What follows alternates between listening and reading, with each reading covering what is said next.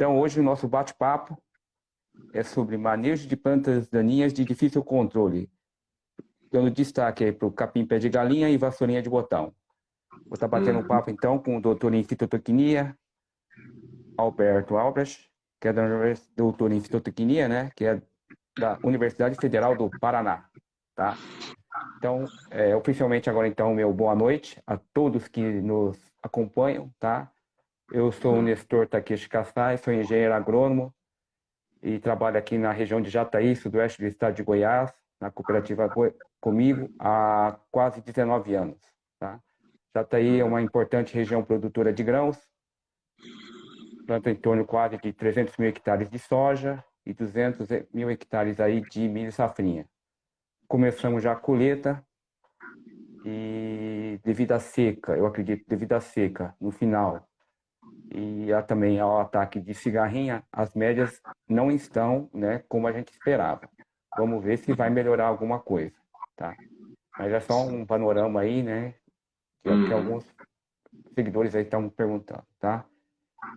Beleza. E beleza. Então, oficialmente, Alfredo, pode ficar à vontade, falar um pouquinho de você, de onde você está falando, né? O seu trabalho que você desenvolve. Fica à Uhum. vontade. Beleza, beleza. Então, boa noite, então, Nestor. Boa noite, os ouvintes aí, né? Primeiro, obrigado pelo convite, Nestor. A gente te acompanha pelas redes sociais já há algum tempo, né? Até aproveito para parabenizar a iniciativa sua, né? Já de algum tempo pelo Instagram, né? Então, assim, é louvável ver pessoas assim, investindo tempo e passar informação como você faz no seu dia a dia, sua rotina e assim por diante, né? Até essa semana eu pude ver uma parte da live do professor André Reis também, né? Ele comentou algumas coisas bem interessantes, né? Um ótimo professor também. E aqui eu sou professor da Universidade Federal do Paraná, né, como você comentou, mas eu não fico em Sim. Curitiba, não fico na sede centenária lá, fico no extremo oeste do estado do Paraná, precisamente em Palotina, né, muito próximo aqui ao Paraguai, a divisa com o Paraguai, né, muito próximo ao sul do Mato Grosso do Sul, né, então a gente tem trabalhos nossos no ambiente cerrado também, a gente está bem próximo aqui, né. Então aí a gente trabalha principalmente na área de plantas daninhas, né? Também a parte de zootecnia, grandes culturas, tanto eu quanto o meu irmão, o professor Leandro.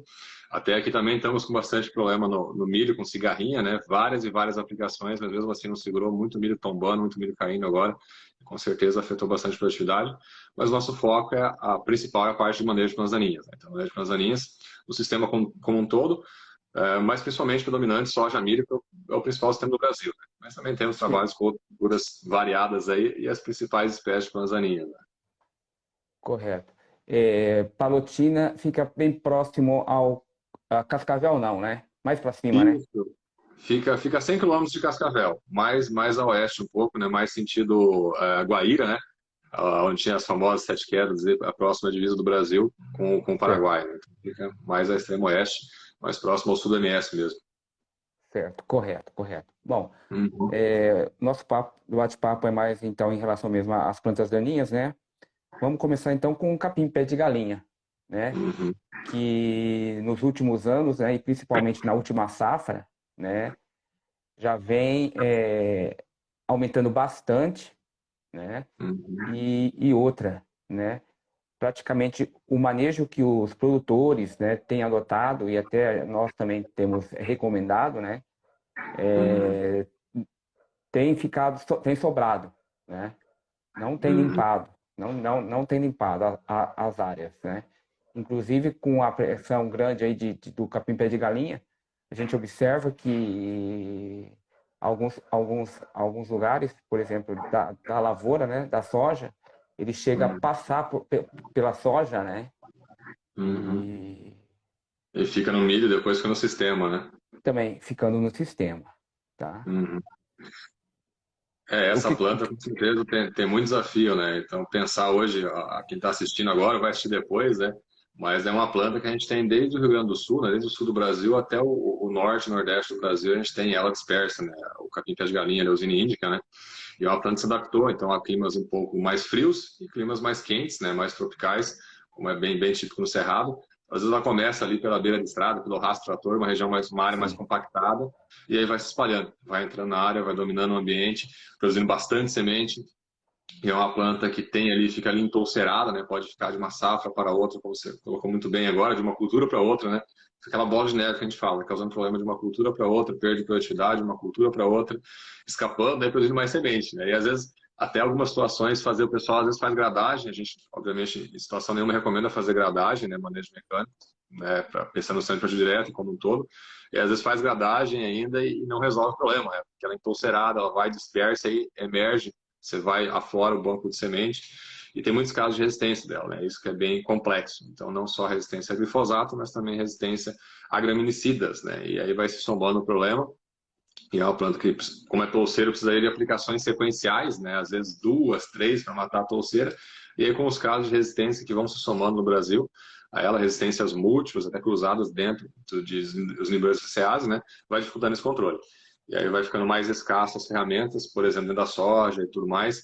E aí no milho mais escasso ainda, né? Quando ela sobra da soja para o milho, né? Esse é um milho que vai entrar mais cedo, às vezes janeiro, fevereiro, ela rebrota ali no milho e causa muito problema ainda. Uma gramínea dentro de outra gramínea, né? Fica mais difícil ainda controlar ela do que dentro da soja. A gente acompanha áreas aqui no Mato Grosso do Sul, por exemplo, que praticamente a última safra não tinha que controlar, não tinha que estava controlando ela, entulcerada. Então, glifosato controlava, não controlava, né? Resistente a glifosato, e aí resistente a loxifop, e aí escapando com alguns outros graminicidas também, né? Pensando principalmente em planta mais desenvolvida, obviamente.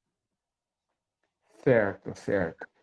A capacidade, como você frisou bem e como normalmente acontece no campo, né?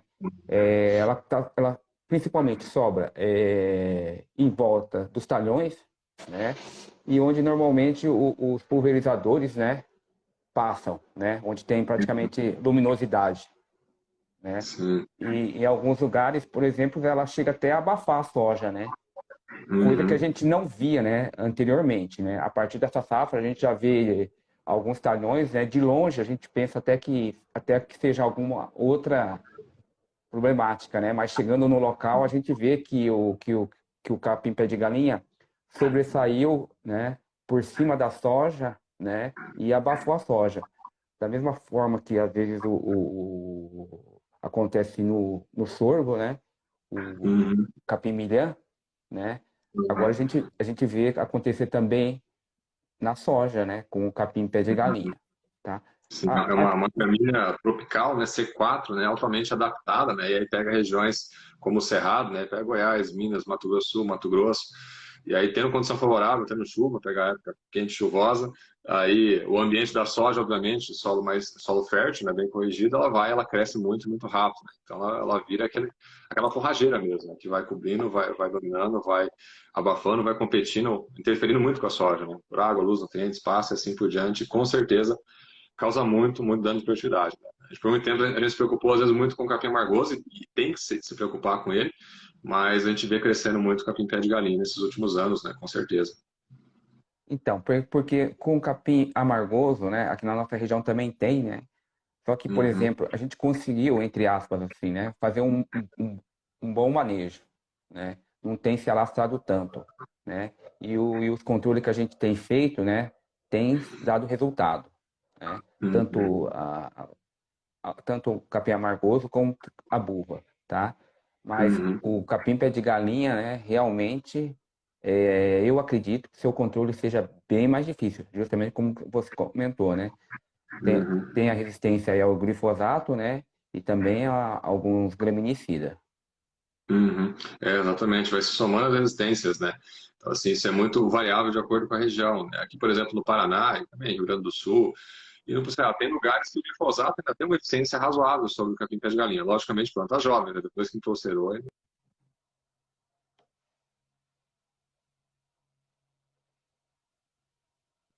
lugares que não. Aí tem lugares que o aloxifop, por exemplo, ainda controla bem, como controlava no passado bem quando tinha resistência. Tem lugares que tem resistência também a aloxifop. E aí, os últimos anos, tem lugares com escape a cletodin também. E aí você vai trocando, às vezes, o grupo químico ali do ACCA, trocando o graminicida em si, né? Às vezes o fenoxaprop, o fluazifop, o cefloxidin. Às vezes tem lugar que controla mais, controla menos. Isso é muito variável de acordo com a região. E aí, por isso, para essas e outras, né, Nestor, que é muito importante ter bons técnicos como você, assim, acompanhando a área, para saber o que foi aplicado ali, né, o histórico recente que foi aplicado numa safra anterior, o que funcionou ou o que não funcionou, para poder substituir, saber pelo menos, ó, isso aqui não funciona, isso aqui já usamos nesse talhão, nessa área aqui ano passado, porque é variável isso. Então, assim, o glifosato, por exemplo, grande parte do cerrado, obviamente, é resistente ao glifosato. E a resistência dele a Luxifop também está aumentando bastante, infelizmente. Mas já tem pontos resistentes, com resistência a outros graminicidas, inclusive a do grupo DIN, né, que controlava até razoavelmente bem, principalmente plantas pequenas, né, e aí escapando. Então, já tem comprovação científica já há vários anos de resistência múltipla, glifosato, Luxifop, e vem alguns grupos no Brasil vem trabalhando a resistência múltipla e cruzada, né? Então, glifosato, Luxifop, Todin, outros FOPs e DINs. E aí vira uma bola de neve. Então, você tem uma planta, uma gramínea, você não controla com glifosato. Com os graminicidas, você vai controlá-la como, né, em pós-emergência? Ainda mais pós-emergência tardia, como infelizmente acontece, né, pela realidade de campo, por N fatores, né? Correto. Alfredo, eu não estou te visualizando mais na tela. Você me vê? Sim, sim, eu te visualizo. Olha, eu não estou te Ah, visualizando, hein? Como é que tá? Vamos perguntar aqui para os seguidores. Como é que vocês estão vendo? Vocês estão vendo também o Alfredo também na tela ou só eu? Alguém pode estar respondendo aí, quem está visualizando? Para nós está normal. Não, beleza então. Está normal. aham, Ambos estão aparecendo. Não, beleza. beleza. É que para mim deu um pico de internet, caiu e voltou, né? Aí deu uma apagada e voltou. Certo, Mas não, eu tô te vendo aqui. normal. Não, eu também. Tá, mas beleza então. Então tranquilo. Ah, Então segue o baile. no escuro aqui, Tá, vai só. tá, beleza. Tá.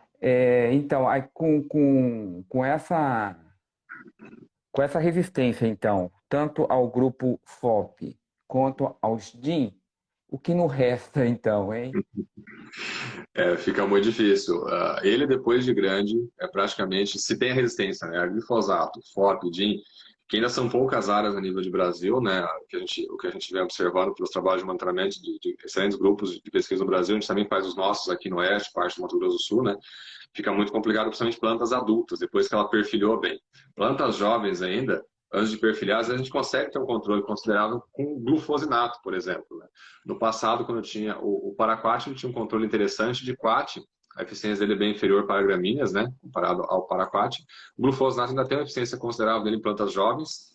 Às vezes, alguns inibidores LS, algumas imidazolinonas, conseguem ajudar no controle, pensar em pré-emergência numa pós-inicial, só que o problema do capim-pé de galinha, né, só que ele emerge, e aí, em poucos dias, ele está ali com 2, 3, 4 folhas, ele já começa a perfilhar. Ele já forma aquele pé de galinha e começa a perfilhar. E aí, perfilhando, aí ele atrapalha, aí o controle já fica mais dificultado, né? Então, por essas e outras que a gente comenta muito da importância do pré-emergente, né? Então, para conseguir segurar esse banco de semente, digamos, matar no ninho ali, e essas plantas que, digamos assim, eventualmente escapem do pré-emergente por algum motivo, pensando em bons pré-emergentes, a gente pode comentar de alguns deles depois, enfim, que escapem, elas vão estar mais debilitadas para ter um controle mais favorecido na pós-emergência, né? Então é sempre de extrema importância o pré-emergente. Não só o pré-emergente, pensando no capim pé de galinha, mas isso vale para outras plantas daninhas, né? Não só o pré-emergente antes da soja, na pré-semeadura da soja, mas também pensar em utilizar mais pré-emergente no milho, né? Tem alguns produtos que a gente consegue estar utilizando na pré-emergência do milho para controlar gramíneas, né? Para auxiliar nesse controle de gramíneas. E aí é extremamente importante, então, mais do que nunca, digamos assim, usar bem o pré-emergente para segurar esse banco de sementes, essa planta terrível que está ali no sistema, Principalmente agora que tem alguns produtos, né? Alguns né? lançamentos, né? De algumas moléculas mais novas, né? Sim, sim. A gente tem misturas prontas, né? Vários pré-emergentes vindo em mistura pronta, que amplia o espectro de controle, né? Pensando no pé de galinha, aí controlar folhas largas que vão estar nesse meio ali também, né? E aí vai melhorando esse manejo como um todo, né? Então, o manejo integrado, a gente fala sempre de rotacionar herbicidas, né?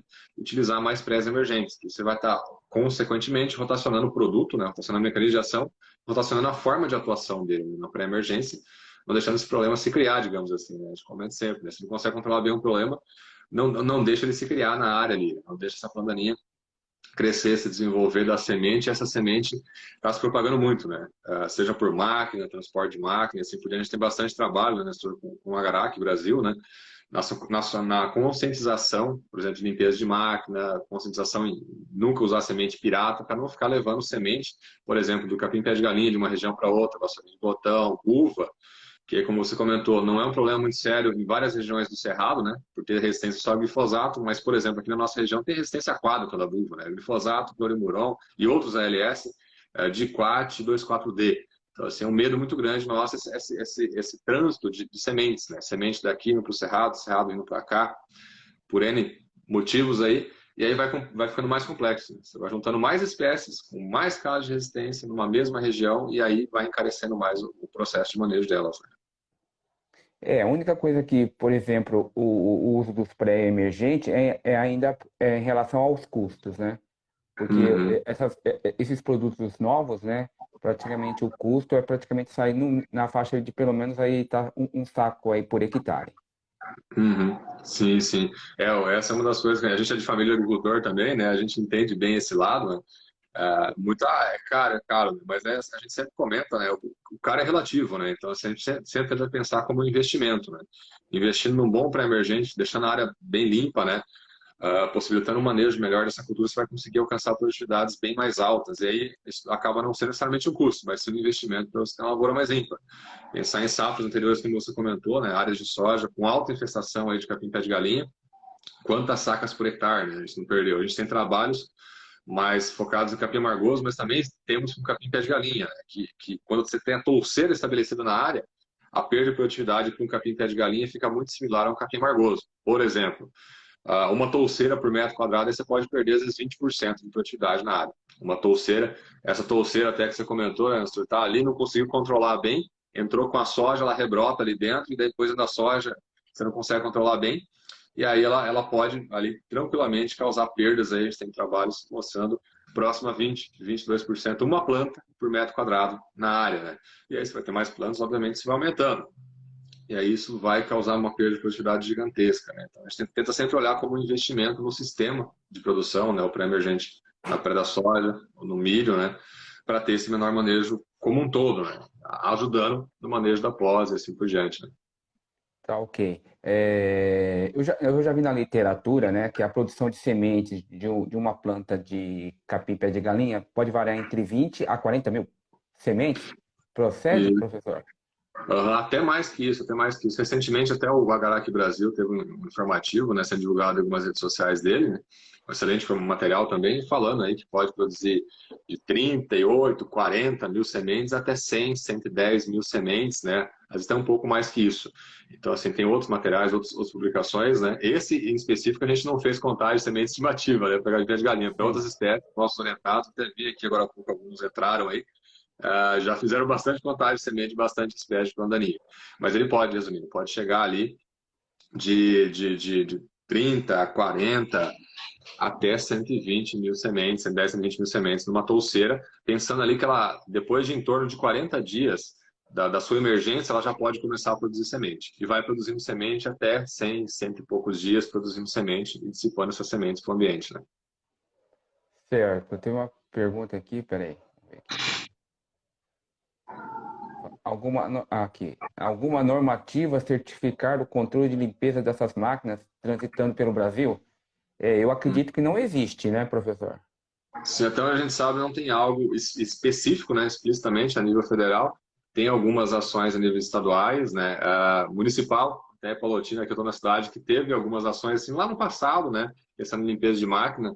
A ADAPAR, a gente vem trabalhando com a ADAPAR aqui no estado do Paraná, que ela é uma agência bem organizada nesse sentido, né, também para estabelecer alguns padrões mais rígidos com relação à limpeza de máquinas, né, e o Agarac com conscientização, né. O que trabalha muito hoje, Nestor, é a conscientização, o trabalho de conscientização, né, mas caminha-se sim para pensar em estratégias, né, legislativas do ponto de vista até punitivo, né, para isso, porque o problema é muito sério, né.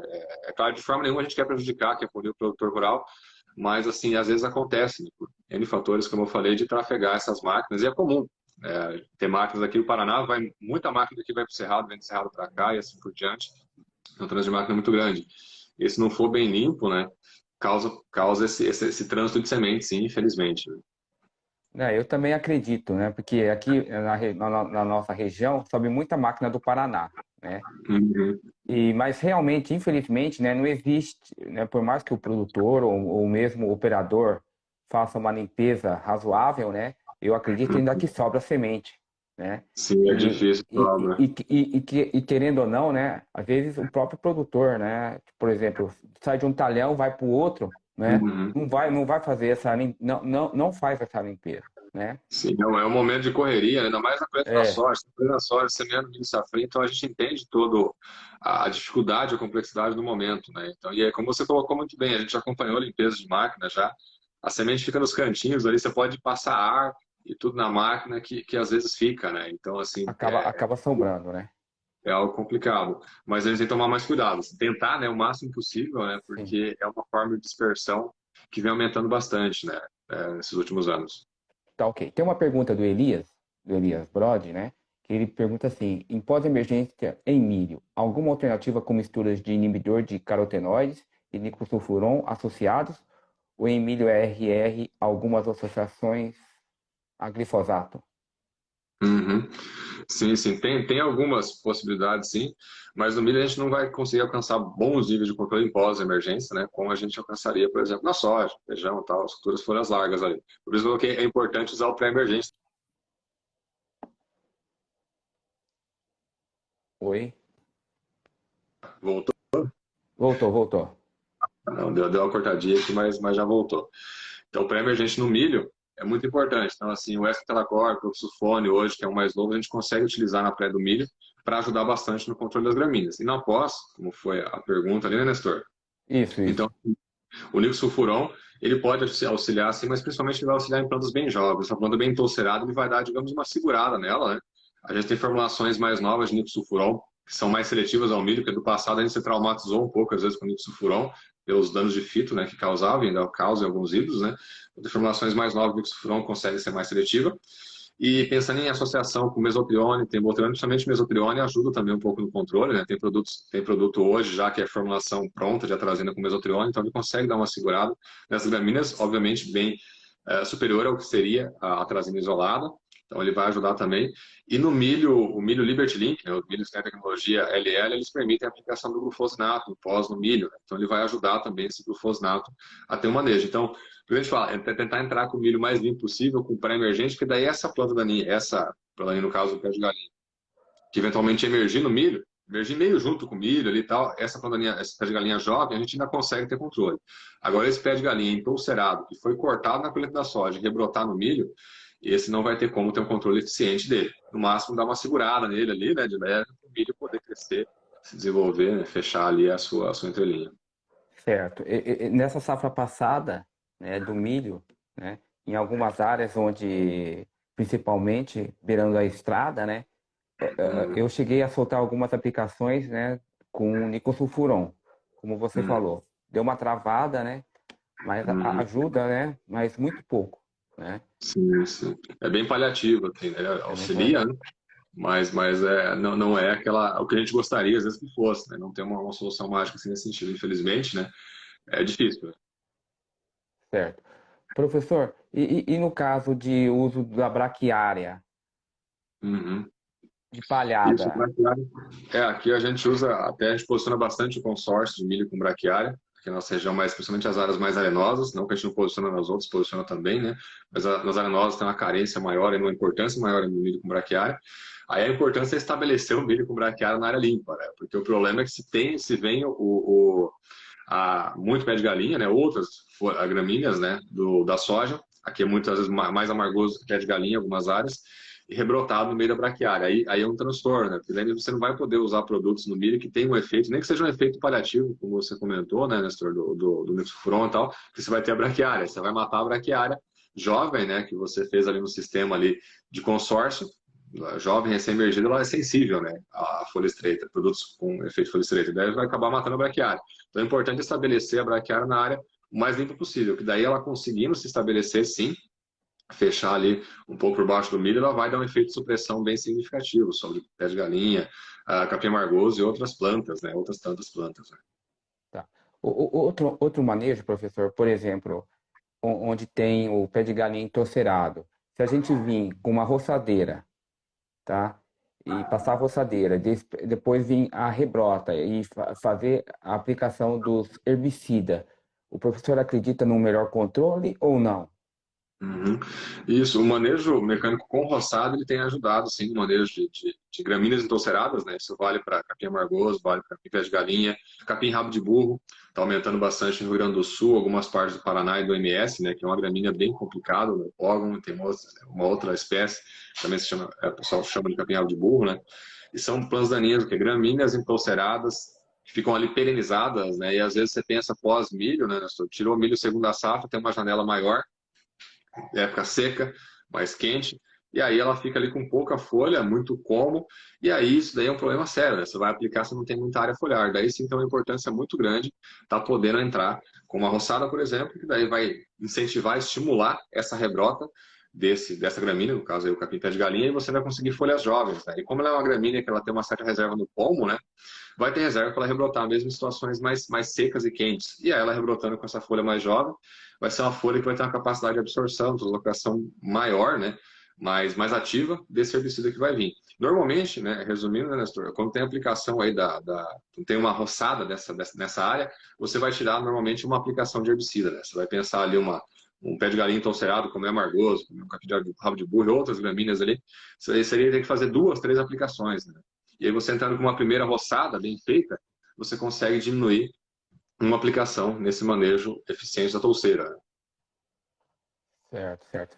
Professor, a gente vê toda essa resistência acontecendo, né? Com a buva, com o capim amargoso, agora com o pé de galinha.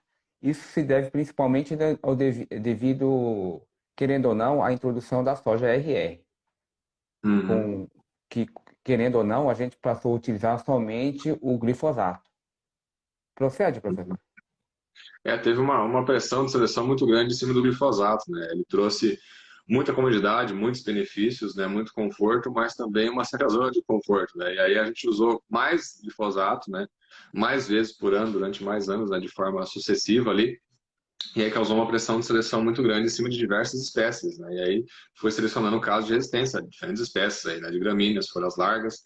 E aí elas foram aumentando, foram dominando o ambiente, aí foi muito graminicida. Por exemplo, o glifosato não funcionou, muito graminicida.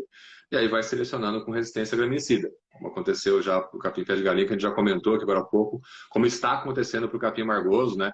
Você comentou aí há pouco, está tendo um controle interessante ainda, né? Não é tanto problema em algumas regiões, porque o graminicida está funcionando ainda. Mas nossa Sim. preocupação é que o graminicida passar a não funcionar mais. E a gente já tem áreas do Cerrado brasileiro com capim amargoso resistente a glifosato e alguns FOP, né? Alguns graminicidas do grupo FOP. E no Paraguai, aqui perto da gente, a gente tem capim amargoso já com resistência a glifosato, aloxifop e clotrim. Então, FOP-DIN. É praticamente um monstro também, né? Segue a mesma lógica do capim pé de galinha que a gente falou agora há pouco. Resistência a glifosato, FOP-DIN. E aí fica extremamente difícil controlar essa planta, né? Nas ferramentas que a gente tem hoje. A curto prazo não tem solução mágica. De novo, pré-emergente, né? Usar mais pré-emergente antes da soja, antes do milho, né? A gente falou aí antes do milho, um estracor, um sulfônico, mais novo agora. Antes da soja, a gente tem mais opções ainda, né? Misturas prontas, né? De pré-emergência com efeito graminicida. Então, assim, isso daí vai ser muito importante no sistema, né? Já é, né? Tem que ser mais utilizado. Então, a gente já comentou aquela questão do custo, né? Então, sim, tem um custo, sim, mas tem que sempre tentar pensar como investimento, né? Para a lavoura ficar limpa, para não ter perda de produtividade, seja com capim pé de galinha, seja com outras plantas daninhas que estão ali no nosso sistema de produção, né? E aí pensar em custo é o último detalhe, né, Nestor? A gente fala tanto custo tá caro, né, para emergente. O preço que chegou à última safra, o glifosato e outros herbicidas, né? Então o nosso fator de comparação, né, o nosso referencial mudou bastante nessas duas últimas safras, principalmente, né? Devido ao aumento de valor de muitos produtos, né? Então, assim, é mais uma reflexão, né, que a gente faz, né? Correto. Querendo ou não, né, professor? Eu estou pensando da seguinte maneira, né? É muito técnico, ou muito produtor, né? Não chegaram a pegar a época da soja convencional, né? Uhum, Onde se fazia assim bastante mistura, né? Tanto para folha larga, né? Como também para folha estreita, né? uhum, Praticamente, né? Querendo ou não, a gente é um ciclo, né? A gente está voltando a colocar, né? uhum. Graminicida, né? E também no caso da buva, né? Sim, Latifungicida, né? Que seja voltando a utilizar. que seja na dessecação, né? Sim, sim. Até a gente brinca, às vezes, né? A volta dos que não foram, né? Alguns produtos antigos, né? Estão voltando a ser posicionados, né? Estão sendo ressuscitados, lógico, alguns com novas formulações, formulações mais seguras, mais estáveis, né, do ponto de vista ecotoxicológico e tudo, mas está voltando a utilizar, que é o que a gente tem disponível no momento, né? Então, assim, esperamos que para os próximos anos tenham novas ferramentas, mas, de novo, a curto prazo a gente não tem nada mágico. Não tem um novo glifosato a curto prazo, não tem um novo paraquat a curto prazo. Então, a gente tem que saber lidar com essas ferramentas, como você colocou muito bem, né? Esses produtos antigos, né? Que muita gente, às vezes, não conheceu. A gente brinca com os alunos aqui, né? Até ontem eu dei aula de plantaninha, disciplina de plantaninha aqui, a geração RR, né? Então, a geração RR Sim, teve muitos benefícios, mas também teve essa zona de conforto, né? Essa complexidade que veio agora, né? correto, correto. É, professor, em relação a algumas moléculas utilizadas na pastagem, por exemplo, teria alguma que daria para estar utilizando no controle aqui do pé de galinha? Uhum. O que a gente já chegou a trabalhar pensando em moléculas de pastagem, né? Alguns inibidores da LS, principalmente algumas midazolinonas, né? Mas não vai ter uma eficiência tão alta, né, no capim-pé de galinha. Então ele vai pegar no máximo aquela planta bem jovem, né, aquela planta ali com poucas folhas, que é difícil acertar aquele time, né, porque ele cresce, tá ali pequenininho e de repente já começa a perfilhar, né? Então assim, seria restrito até onde a gente tem conhecimento, né? Até se alguém se tiver alguma sugestão, né? Fique à vontade, sempre é muito bom a contribuição. Mas você sabe algumas midazolinonas que podem ser utilizadas em pastagem, algumas estão em testes, já estão em utilização, poderiam de repente auxiliar um pouco no controle do capim-pé de galinha, mas nada com uma extrema eficiência, assim, como a gente gostaria às vezes, né? Certo, certo, certo, certo. Professor que também comentou do uso aí do glufosinato de amônio, né? Uhum. Ele, o efeito dele vai ser também mais é de contato, né?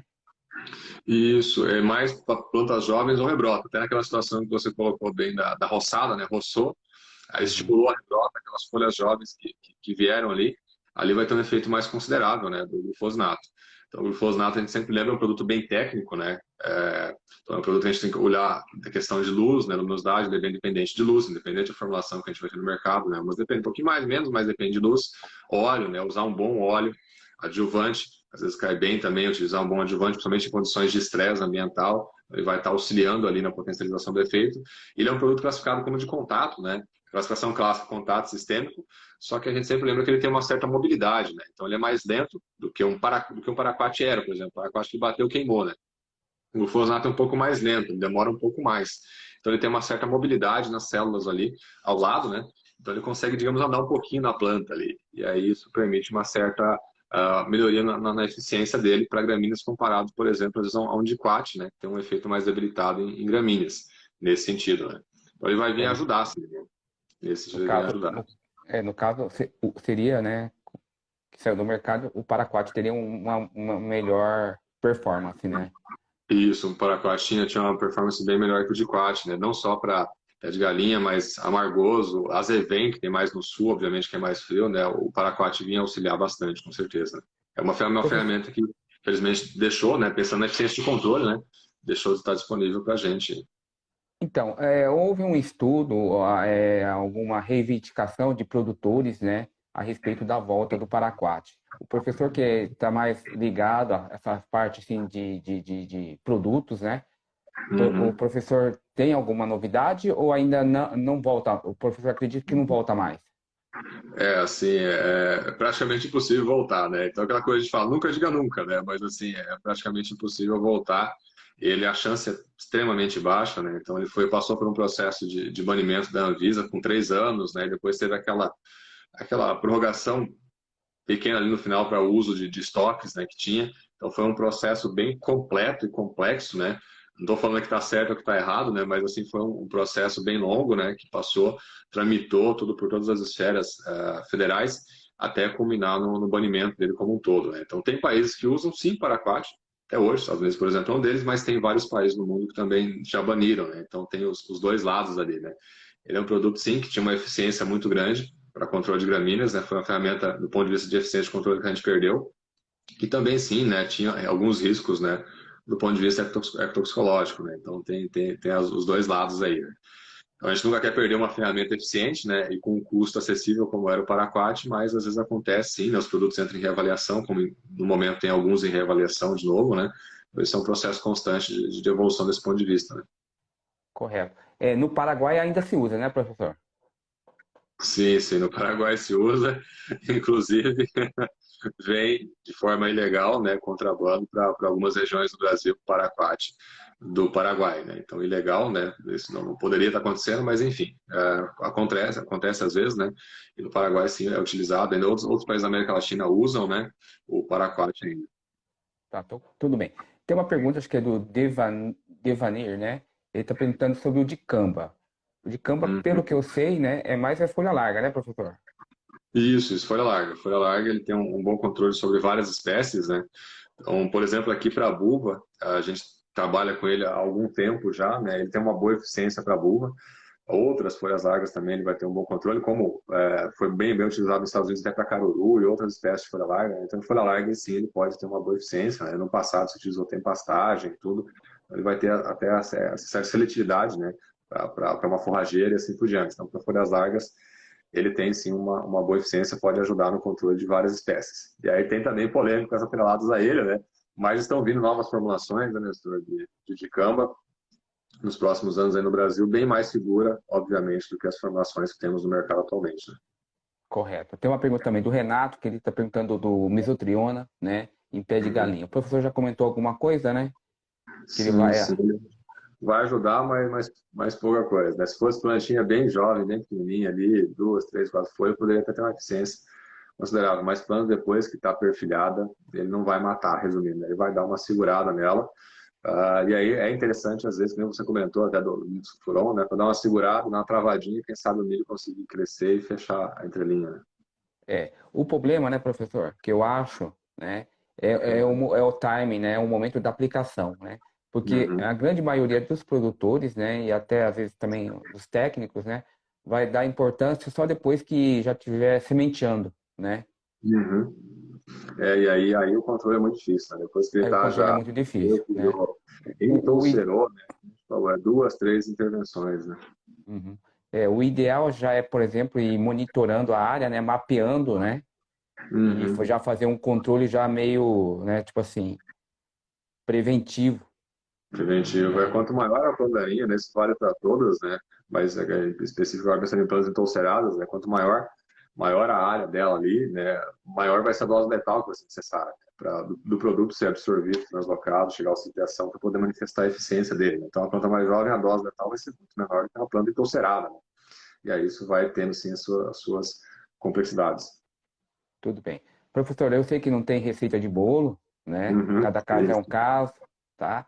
Mas qual que é a sugestão do professor, então, né, para o Aham. capim pé de galinha? O capim pé de galinha, de novo, pré-emergente, tentar utilizar mais pré-emergente. No caso do milho, Pré-emergente.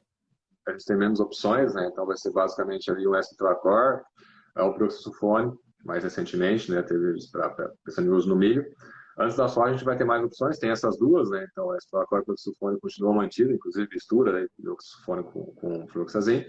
E aí vai ter Certo. outras ferramentas que a gente pode utilizar antes da soja. Desde a velha, né, Nestor? A velha trifuralina, dependimentaline, lá do passado elas têm uma eficiência muito alta para gramíneas, né?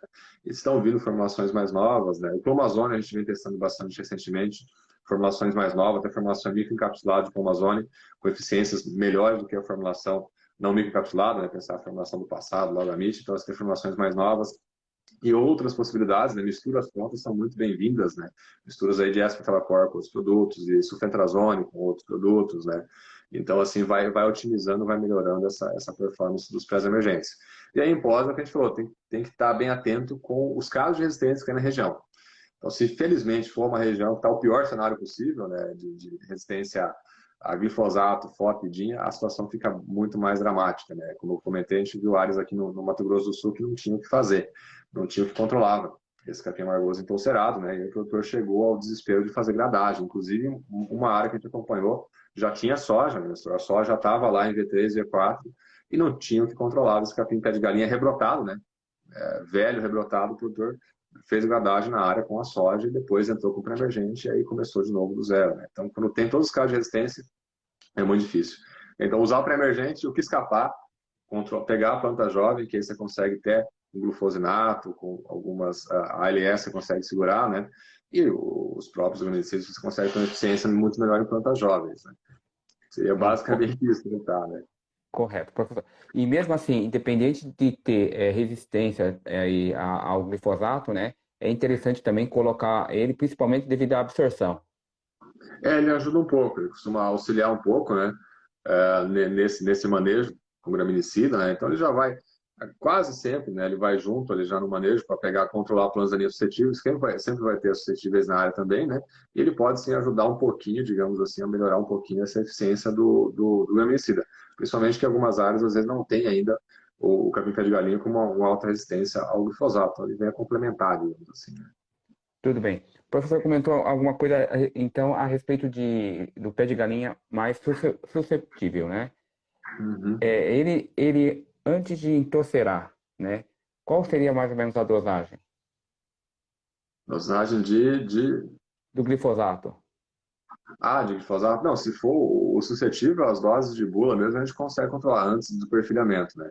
Agora o Isso. problema é depois que perfilhou. Depois que perfilhou, mesmo que a gente considera como suscetível, né? Quando a gente considera como suscetível nos trabalhos científicos, a gente aplica ali três, quatro folhas, no máximo quando está com perfilho, né?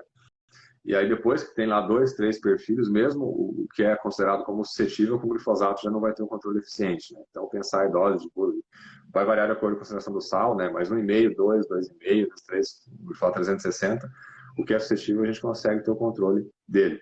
O difícil é que cada vez tem menos áreas com ele suscetível, né? Então essa que é o problema, né? Com o uso continuado, como você colocou bem agora há pouco, né, de glifosato, cada vez mais áreas com ele resistente, né?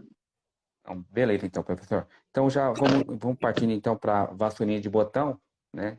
Devido ao nosso horário também, tá? Uhum. Vassourinha de botão que na nossa região começou já começou a sobrar, né? Até então tinha um controle razoável, mas a gente já começou a sobrar na soja e também no milho, tá? Uhum. Qual que é o manejo que o professor tem indicado e tem visto aí melhor resultado? A vassourinha de botão também é uma espécie totalmente diferente, é uma folha larga, tudo, só que aí de novo voltou para aquela questão da planta, a planta velha, a planta mais velha, mais desenvolvida, né? Aí que está o problema, né? Se a gente pegar a vassourinha de botão pequenininha ali, com 2, 3 verticilos ali, né? Pares de folhas, tudo a gente consegue controlar bem com várias opções, né? Desde de quatro, glufosinato, né? Misturas aí de glifosato com protóx, tem indo muito bem, né? Então, o problema é depois que ela fica muito grande, depois que ela começa a passar de 10, 12, 15 centímetros, aí é bem o que você falou mesmo. Daí ela vai ter a tolerância a glifosato, o glifosato não vai controlar ela sozinho, e aí ele vai precisar de parceiros de aplicações sequenciais, né? Então, normalmente, glifosato com protóx, glifosato protóx no LS, né? Protóx, qual? Então, o fluoxazin vem tendo bons resultados, né, na pós, até com efeito pré-emergente também, interessante, o fluoxazin. Mas outros protóxicos também auxiliam, carfentrazone, safenacil, pensando em efeito pós agora, né, junto com o glifosato. Glifosato, dose alta, mas a dose alta a gente fala, tipo assim, a dose máxima de bula, ali, você usar o glifosato para ter um efeito mais potencializado nessa função de botão associado com o Protox. Às vezes o Protox e o ALS também vai estar. O ALS ele ajuda ainda bem no função de botão, diferente do que a Prabuv e outras espécies que tem uma resistência muito alta a ALS, e vai ter que fazer sequencial. Aí ele vai rebrotar e aí vai vir com sequencial na rebrota. Os nossos trabalhos na sequencial, o glufosinato tem tido um efeito melhor do que o diquat, por exemplo. Os dois são opções, né? E opções interessantes, só que o glufosinato tem permitido um controle com menos rebrota nessa aplicação sequencial do que um diquat. Até isso se atribui àquela questão que eu comentei agora há pouco, né, que o glufosinato é um pouquinho mais lento do que o diquat, mas ele tem uma certa mobilidade maior, né, ele anda um pouquinho mais na planta, então isso reflete nesse eficiência um pouco melhor, desde que, logicamente, utilizado em boas condições, né. E esse vai conseguir ter esse melhor manejo. De auxínico, Nestor, o pessoal pergunta bastante, né, com triclopir a gente teve uns resultados interessantes, né, essa mistura glifosato, triclopir. Com 2,4-D, nem tanto, né? 2,4-D, de uma forma geral, a gente não recomenda utilizar 2,4-D em vassourinha de botão, né? A gente teve alguns resultados que não incrementou nada, alguns resultados que chegou a atrapalhar, aparentemente, um pouco o efeito da mistura, né? Se pensa, glifosato, protóx, às vezes bota 2,4-D junto. Mas às vezes a gente faz para búfalo, né? Em outras espécies, como a gente faz, às vezes, para poeraba, né?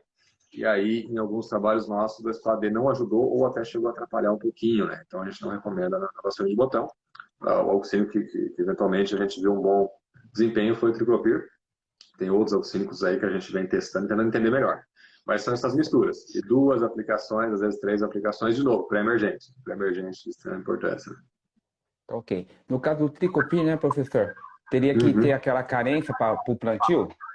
Isso, exatamente. Então, essa é um ponto de atenção que a gente coloca, né? Então, o triclopyr, mínimo 20 dias ali antes da semeadura da soja, né? Então, assim, isso aqui a gente usa já há mais tempo, o triclopyr por causa da buva também, né? A buva tem resistência ao 2,4-D, então o triclopyr é uma ferramenta interessante para substituir o 2,4-D, como é também o dicamba, que a gente comentou agora há pouco, como é mais recentemente o aloxifene, né? Que foi lançado recentemente, então são opções para substituir, por exemplo, o 2,4-D no caso da buva, seja o 2,4-D.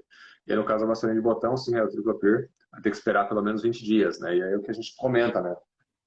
Os últimos anos aqui para nós foi muito seco também, entre safra, quase como um cerrado, né?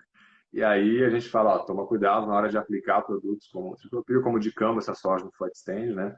Porque mesmo respeitando o período, se você aplica na seca e semeia a soja no pó, e chove depois, pode ter um efeito de carry-over, né? Então, assim, aplicou, né, 20 dias, ele deu uma chuva, semeou a soja, aí tá tranquilo nesse sentido, né? Então, é muito bem lembrado nessa questão do carry-over, né, devido a essa persistência no solo de alguns herbicidas auxínicos, né? Certo. Professor, independente da dose, tem que respeitar esses 20 dias? Assim, o pessoal pergunta muito isso, né? Eu vou baixar um pouquinho mais a dose, né? E aí eu posso baixar. É que a gente está trabalhando com organismos vivos, né? Com seres biológicos, então não é muito matemática. Se você pensar, vou usar um e meio, vou esperar 20 dias, vou usar um, vou esperar 12 dias, né? Não é bem assim, né? A gente deve tentar travar no 20 dias ali para ter um maior respaldo. Mas, obviamente, se vai usando doses bem menores, diminui o risco, digamos assim, né? Mas a gente pede sempre os 20 dias, né? Para estar ali respaldado, digamos assim, né? Tá. A textura do solo também vai interferir também, professor, no tricopir ou não?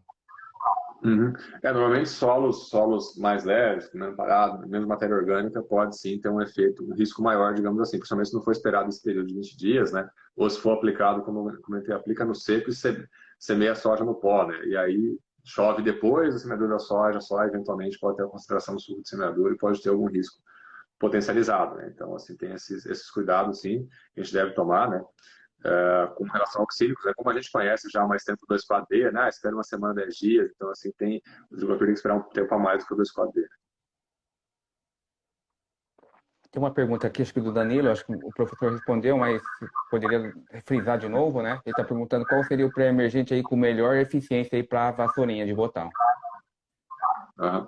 Bastante de botão, a gente tem diferentes opções também, né? Hoje tem misturas prontas no mercado, mas pensar alguns pré-emergentes Protox, né? Como eu falei, o Flumizin tem um efeito interessante, o Sfentrazone vai ter um efeito interessante na vassourinha de botão, né? Então, assim, tem diferentes opções, né? Misturas prontas agora, né? Como a Flumizin mais Mazitapir, né?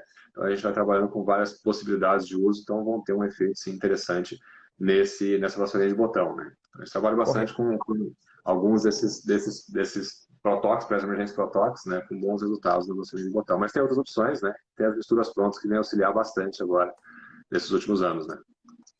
Correto. O professor falou a respeito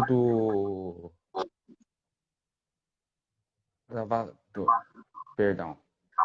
É, e no milho, né, professor? A atrazina também não tem controlado. Uhum. Ela tem um efeito bem limitado, digamos assim, né? Às vezes se usar trazendo dose cheia, aquela planta de vassourinha de botão nova, aquela que emergiu junto com o milho, ali tá pequenininha ali, tá com 2, 3 pares de folha, assim, às vezes ela tem um controle, mas aquela que veio da soja, aí é bem como você comentou, aquela que veio, estava no meio da soja, colheu a soja, né? Cortou ela, quando ela rebrota no milho, essa daí tem o controle bem, digamos, deixa a desejar com o atrazina. Aí faz atrazina com glifosato, e aí se o milho for LL o glufosinato, né, como eu já comentei, vem auxiliar também, né, na vassourinha de botão, né. Então a gente vem testando terbutilazina, por exemplo, ver se tem uma eficiência melhor, mas até então está similar, um pouco superior, pensando nesse cenário, né, de folhas largas. Então tem que tomar assim esses cuidados no milho, a planta, principalmente a planta rebrotada que veio da soja, né? A planta jovem a gente consegue sim ter um controle melhor, desde a atrazina, outras triazinas, né, a atrazina com mesotrione, e o glufosinato também no nível de Liberty Lindley, no caso. Tá ok. Tem uma outra pergunta, deixa eu ver. Tá, praticamente então, professor, né, a vassourinha de botão, ela é bem parecida com a erva quente, só que é de Uhum. outra, de outra família, né? Isso, sim, até tem polêmica com relação ao nome, né? Alguns chamam de borreia, né? Versilata, outros espermacóce versilata, né? A gente entende que o nome científico mais adequado seria espermacóce versilata, então tem outras plantas daninhas do gênero espermacóce, só que é uma outra espécie, né? Então, assim, e é uma identificação bem complicada, né, Nestor? A gente tem várias espécies que no passado se chamavam de vassourinha de botão, né? Não só a Spermacossia versillata ou Borrelia versillata, quem prefere chamar assim, né? A gente entende que Spermacossia é o nome mais adequado, mas sim, eles confundem na identificação ali de qual espécie que é dessas ações de botão, porque todas elas, depois que estão bem desenvolvidas, né, acabam tendo uma dificuldade de controle, sim, né? Acabam tendo essa problemática. Mas a que mais cresce hoje a nível de Brasil é, sim, a Spermacossia versillata, né? Essa que alguns chamam de Borrelia também. Tá, ok. Tá. Tem o Renato que está perguntando se teve alguma experiência aí da atrazina mais mesotrione para a vassourinha. Melhora a eficiência, né, professor? Sim, sim, melhora um pouco. É que nem a gente falou, a planta jovem, né?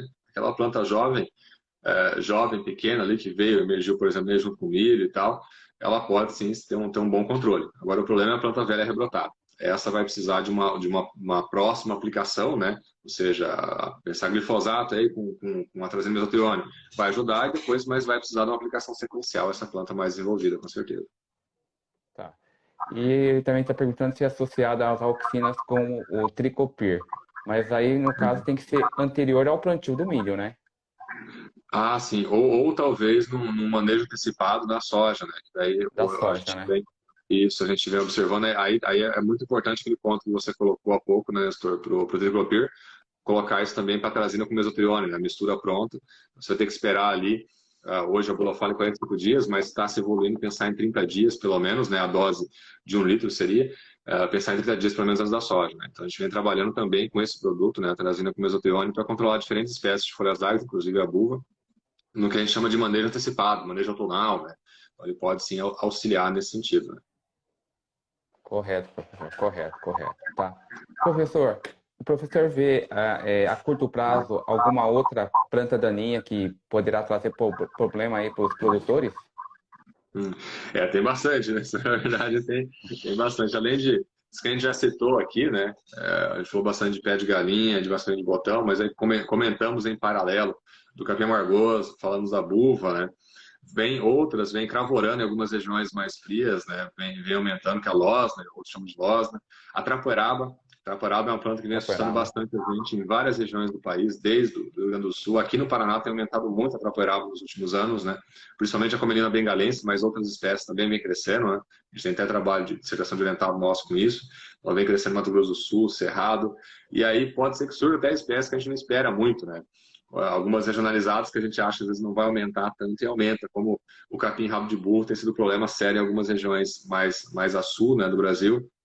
Então, com certeza vão ter mais plantas daninhas problemáticas e as que já são problemáticas hoje vão ter mais casos de resistência nos próximos anos, né, infelizmente.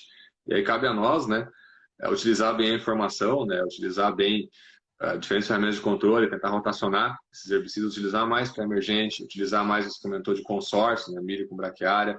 Aí na região de vocês, né, Nestor, tem bastante sorgo também, né, então às vezes o sorgo auxilia também em quebrar um pouco a sucessão soja, milho safrinha, aqui, milho segunda safra, né, aqui a gente está começando a trabalhar também mais com sorgo, então ele consegue fechar um pouco mais o solo, e aí vai outras culturas que podem ser utilizadas, né, para ter um pouco mais de manejo integrado, né? Porque as dificuldades vão só se somando no manejo das plantas, né?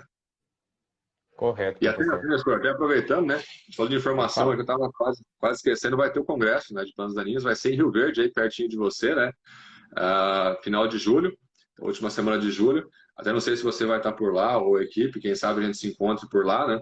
Mas aí quem tiver o interesse, né? Era para ser 2020 foi adiado pela pandemia, 21, né? 2019, de 2019 foi jogando para frente, e aí agora vai ser esse ano, aí em Rio Verde, esse congresso de plantas. Então, o Congresso Brasileiro da Ciência das Plantas. É o maior evento da América Latina, né, na área de plantas. Fica o convite aí para quem estiver interessado, buscar aí pelo Instagram, pelo site, a gente vai estar lá participando com a nossa equipe. A gente vai com pelo menos uns 15 alunos para lá. apresentar trabalho, trocar informação, então é um ambiente muito interessante para isso, né? Correto. Frisando a data, qual seria, doutor? Ô, professor. Última semana tá tudo no celular, última semana de julho Ah, vai tá. ser o evento. Isso, última semana de julho, dá um Google ali, a gente já acha, está disponível lá para inscrições, tem inscrições Certo. disponíveis ainda. Então Vai vai ser ser um evento que vai começar. 3 dias?